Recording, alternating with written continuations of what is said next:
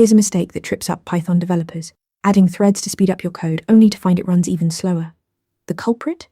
The global interpreter lock. Python has a global interpreter lock, or GIL, that prevents multiple threads from executing Python code simultaneously. Even with multiple threads, only one can run at a time. The GIL switches between threads, but they never truly run in parallel. This means threading won't speed up CPU-intensive calculations.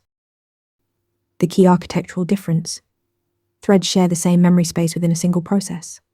They can access the same variables directly. Multiprocessing creates separate processes, each with its own isolated memory. Data must be explicitly passed between processes. So when do you use each?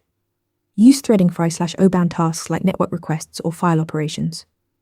While one thread waits for I/O, others can run. The GIL doesn't matter here because threads are waiting, not computing.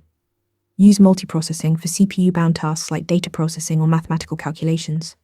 Each process runs on a separate CPU core with true parallelism. The trade-off is overhead.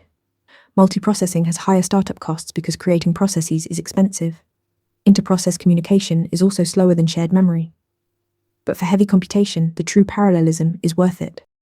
Remember, threading for I/O bound tasks where you're waiting on external resources, multiprocessing for CPU-bound tasks where you need real parallel computation.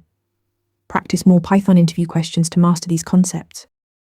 Want to nail questions like this in your next interview? Interview Mentor gives you hands-on practice with real questions. Every answer gets a grade with specific, personalized feedback. Track your progress across topics and difficulty levels.